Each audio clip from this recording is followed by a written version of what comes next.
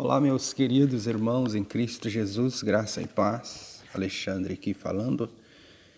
Chegamos a mais um comentário da lição bíblica dominical e eu queria aqui agradecer aos meus 3 inscritos. Que Deus abençoe a vida de todos vocês, sempre nos dando apoio, sempre nos dando aquela força. Falo aqui diretamente de Araucária, região metropolitana da crescente cidade de Curitiba, capital do estado do Paraná. Congrego na Igreja Evangélica Assembleia de Deus Missão. Nosso pastor-presidente é o pastor Carlos Soares, a quem eu dedico o meu abraço fraterno, e Deus abençoe a vida do nosso pastor. Querendo nos convidar para pregar, para dar palestra, simpósio, fique à vontade. A nossa área é Graça em Paulo. Já faz mais de 5 anos que dedicamos a nossa vida ao estudo sistemático do apóstolo Paulo. Tá? Caso queira nos convidar, entre em contato com o nosso pastor-presidente, peça referência primeiramente a ele. Se ele assim autorizar, estaremos aí com os irmãos, dando aquele apoio. Quanto que eu cobro? Absolutamente nada.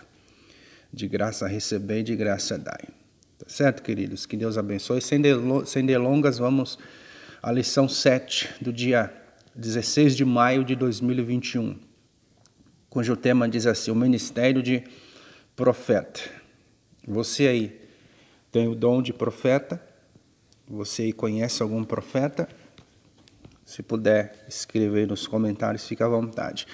O texto áureo está em 1 Coríntios capítulo 12, versículo 28, que diz assim: e uns pôs Deus na igreja, primeiramente apóstolos, em segundo lugar profetas, em terceiro doutores, depois milagres, depois dons de curar, socorros, governos, variedades de línguas. Verdade prática diz-nos assim: o ministério de profeta é fundamental para a Igreja de Cristo nos dias de hoje.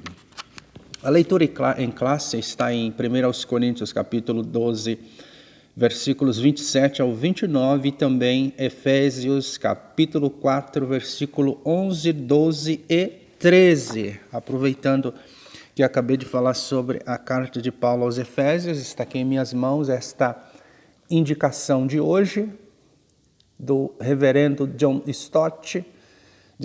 Dispensa comentários quando falamos a respeito de John Stott. A mensagem de Efésios, a nova sociedade de Deus. Quem não tem este comentário, adquira o quanto rápido, muito especialmente os professores de escola bíblica dominical. E por falar em professores de escola bíblica dominical, todo aluno, quando comparece à classe, ele espera de nós, professores, algo vindo da parte de Deus, muito especialmente no que diz respeito ao nosso preparo, ao nosso estudo. Por isso, nós, professores de escola bíblica dominical, precisamos estar em contato constante com os ensinos da palavra de Deus. Nós não podemos nos acomodar. Também não podemos pegar na lição um dia antes de darmos aula. Precisamos passar um bom tempo estudando a lição, nos debruçando sobre ela, para que assim possamos oferecer algo ao povo que faminto vem em busca dos ensinamentos da palavra de Deus. A introdução, não vou ler toda ela, apenas a última parte da introdução, que diz-nos assim: o ministério de profeta é altamente importante para os nossos dias, muito importante, pois de acordo com o ensino dos apóstolos, tal ministério tem um valor excelso para a igreja de qualquer tempo e lugar. Nunca se houve uma carência como nos últimos dias do ministério de profeta, tá? Daqui a pouco vamos falar sobre este ministério. Pois bem, o tópico de número 1 diz-nos assim: o profeta do Antigo Testamento. Aí a gente levanta aqui algumas questões. Que tipo de profeta era o do Antigo Testamento? Qual era o conteúdo de sua palavra? O que o inspirava a aos profetas do Antigo Testamento para que eles profetizassem. Qual que é o conteúdo? Qual que é o valor de suas profecias? Será que os profetas do Antigo Testamento eram bem vistos? Será que eles recebiam flores? Como se comportavam os profetas do Antigo Testamento? São questões que nós precisamos levantar e obter algumas respostas. O tópico 1 tem o subtópico de número 1 também, que diz conceito. Diz assim, primeira parte, diz assim, o profeta do Antigo Testamento era a pessoa incumbida para falar em nome de Deus. O que a gente tinha no Antigo Testamento, no que diz respeito aos profetas? O profeta estava entre Deus e o povo, tá?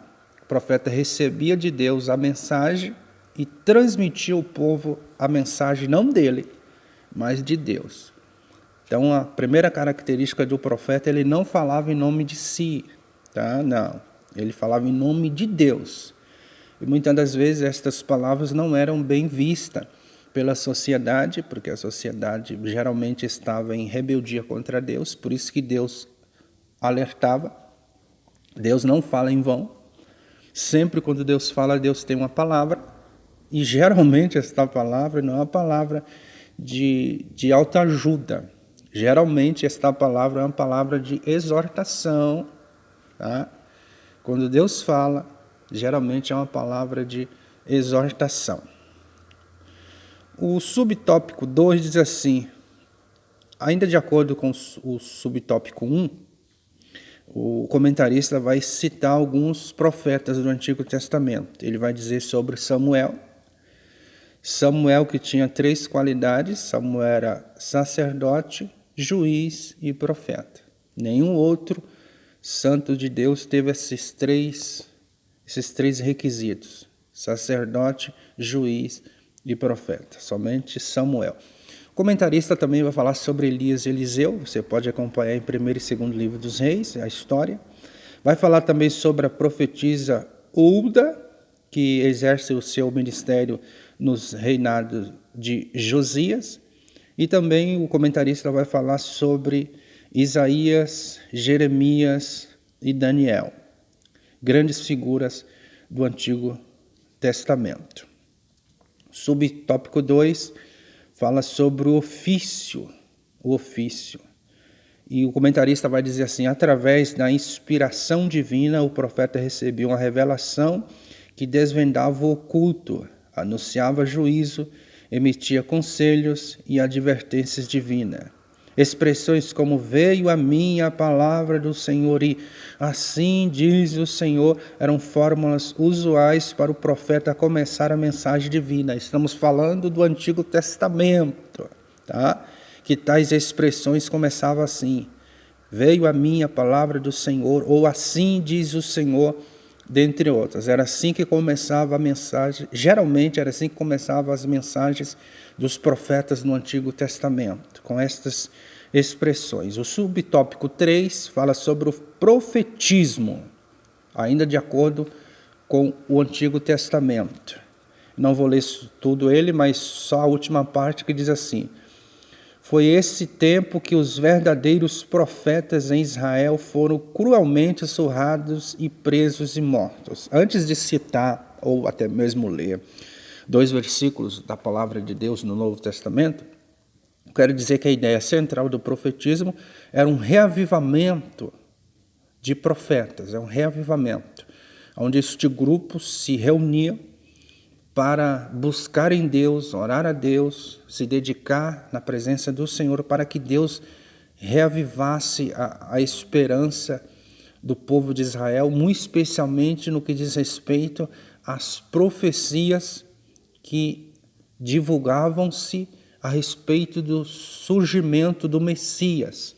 Tá? E foi neste tempo que os profetas foram altamente perseguidos, espancados, surrados e assim por diante. O porquê? Como acabei de falar, geralmente a mensagem não agradava as lideranças da época. Tá? Sobre isso, Jesus fala lá em Mateus capítulo 5, versículos 11 e 12, Jesus disse assim, no Sermão do Monte, ele fala assim: Bem-aventurados sois vós quando vos injuriardes e perseguirem, mentirem e disserem todo o mal contra vós por minha causa.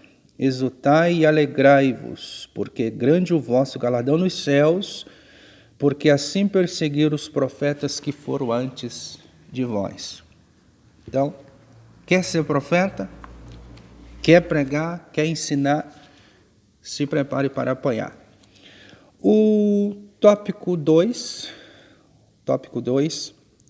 fala sobre o profeta no Novo Testamento. Já passamos então para os profetas do Novo Testamento. O subtópico 1 diz assim: a importância do termo profeta no Novo Testamento. Isso é muito importante, está muito importante mesmo, porque há uma diferença do profeta do Antigo Testamento e o profeta do Novo Testamento. Já explico já. O profeta do Antigo Testamento, ele profetizava a respeito daquilo que viria, ou seja, geralmente a respeito do Messias. Tá? O profeta do Novo Testamento não, ele não vai mais profetizar a respeito do nascimento do Messias, o Messias já nasceu. Então o profeta do Novo Testamento, ele não prevê futuro. O profeta do Novo Testamento, ele prega a palavra de Deus, ele anuncia a mensagem da palavra do Senhor. Já vamos descobrir isso aqui. O subtópico 1 diz assim, a importância, acabei de ler, mas repito, o subtópico 1 diz assim, a importância do termo profeta no Novo Testamento. Já vou ler aqui no finalzinho desse tópico, diz assim, aqui a Bíblia demonstra a importância do ministério de profeta na liderança da igreja do primeiro século. A liderança da igreja no primeiro século começa ali com Pedro, Tiago e João, conforme a gente vê isso em Atos capítulo 15. E vai passar então para Paulo também, que foi um dos maiores líderes da igreja do século I. Subtópico 2 diz assim, o ofício de profeta neotestamentário, ou seja, o ofício do profeta do Novo Testamento. Aqui a gente entra na questão que acabei de dizer. Já no final aqui do subtópico 2 diz assim, era dever do profeta do NT, ou seja, do Novo Testamento, assim como para o do profeta do Antigo Testamento, desmascarar o pecado, proclamar justiça, advertir do juízo vindouro e combater o mundanismo e frieza espiritual entre o povo de Deus. E como se faz isso? Através da pregação da palavra do Senhor, tá? Aí, concluindo aqui o subtópico 2, diz assim, ele fatalmente será rejeitado e perseguido por muitos. Tá? Sempre vai haver perseguição para aqueles que têm compromissos com a palavra de Deus. Tá? Ele sempre vai falar as verdades de Deus e geralmente as pessoas, ou parte das pessoas, não vão receber, porque vai de encontro e não ao encontro, vai de encontro com seus desejos, com as suas práticas, com seus pecados e assim por diante. Subtópico 3 agora, diz assim, o objetivo do dom ministerial de profeta. Qual que é a função? A função do profeta do Novo Testamento é apresentada por Paulo no mesmo bloco de versículos em que ele menciona os 5 ministérios de Efésios. Ou seja, o profeta é chamado por Deus a levar a igreja de Cristo a uma plena maturidade cristã, pois como um organismo vivo a igreja, o corpo de Cristo deve desenvolver-se para edificação em amor. Para que tal seja uma realidade, os profetas do Senhor devem desempenhar suas funções capacitados e dirigidos pelo Espírito Santo de Deus. Então, a função do profeta do Novo Testamento é anunciar de Deus as verdades centrais de sua palavra. Ele não é o profeta João Ferreira de Almeida, que fica dizendo assim diz o Senhor, assim diz o Senhor, assim diz o Senhor, mas ele é o pregador da palavra de Deus. Tá? Este é o profeta do Novo Testamento. Ele prega a palavra de Deus, ele anuncia a palavra de Deus. 3, tópico número 3 diz assim, discernindo o verdadeiro profeta do falso. Tá? Subtópico 1 diz assim, simplicidade versus arrogância. Duas características do verdadeiro profeta são a simplicidade e o amor. Então, o verdadeiro profeta, ele faz tudo em amor. Ele vive em amor, ele desfruta o amor. Já no final do subtópico, aqui o subtópico 1, diz assim: já o falso profeta só pensa em si, em seus status e benefícios. Profetiza objetivando autopromoção. Ele mente, ilude, engana. Lembremos-nos de Ananias, conforme o comentarista está dizendo aqui, capítulo 28, citando o falso profeta Ananias. O que o Ananias fazia? O profeta Jeremias profetizou que haveria um cerco em Jerusalém, o povo iria em cativeiro e demoraria mais de 70 anos. E o profeta Ananias disse: não, isso aí não vai acontecer. Vai acontecer em poucos dias, não vai durar tudo isso, não. E era isso que o povo estava querendo ouvir, porque geralmente o povo quer ouvir coisas saudáveis a seus ouvidos, quer ouvir desejos do seu coração. E o falso profeta, ele tem êxodo, ele vai até uma altura, ele se dá bem, o povo quer ouvi-lo, o povo corre distâncias, mais distância para ouvi-lo, porque ele tem uma palavra aconchegante. Mas geralmente Deus está repreendendo, geralmente Deus está chamando a nossa atenção. Nem sempre Deus está passando a mão na nossa cabeça. Muitas das vezes Deus puxa a nossa orelha e diz que precisamos assumir uma postura diante dele. Mas o falso profeta não. O falso profeta diz que conosco está tudo bem, que Deus está se agradando das nossas más obras, que Deus está se agradando muitas das vezes dos nossos pecados. E era isso que o profeta Ananias, ou o falso profeta Ananias, estava falando, profetizando de acordo com aquilo que as pessoas queriam ouvir. E Deus repreende severamente o profeta Ananias, ele paga com a sua própria vida, nos diz Jeremias capítulo 28. Subtópico 2, do tópico 3, diz assim: pelos frutos o conhecereis.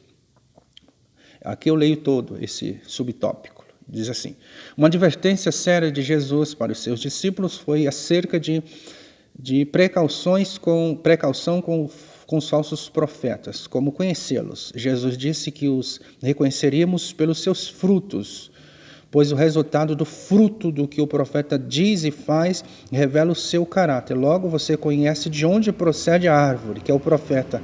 Lembre-se de que não devemos diferenciar o verdadeiro profeta do falso pela performance, pelo seu exterior, pela sua roupa, pelo seu tom de voz, pela sua pose, pela sua panca e assim por diante. Não devemos fazer isto.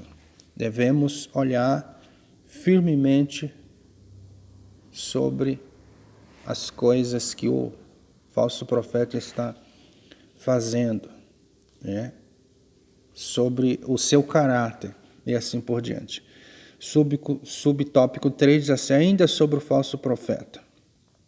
E o comentarista que vai citar uma obra do John Bevere, que diz sobre assim diz o Senhor, ponto de interrogação, é uma obra linda, é um livro fantástico, que vai dizer que uma das formas de saber o falso do verdadeiro profeta é sobre a paz. Quando há paz na mensagem, aí Deus está falando. Agora, quando há dúvida, esqueça. Deus não deixa dúvida. Tá? Deus não é Deus de confusão.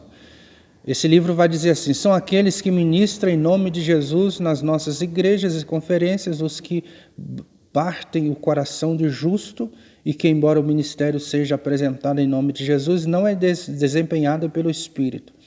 Não tenha medo na autoridade do Espírito de Deus. Acautele-se dos falsos profetas, sejam prudentes. O Espírito Santo, mediante o Evangelho, te fará discernir a procedência desses enganadores. Não se deixe seduzir. E iremos para a conclusão que diz assim, acabamos de estudar o exercício do ministério de profeta do Antigo e Novo Testamento. Vimos que tal ministério, juntamente com os dos apóstolos, era um dos pilares da liderança da igreja do primeiro século. E Deus abençoe a vida de todos vocês. Estamos correndo aqui porque a bateria desse celular já está acabando. Numa próxima oportunidade, voltaremos com todos vocês. Que Deus abençoe a todos e todas.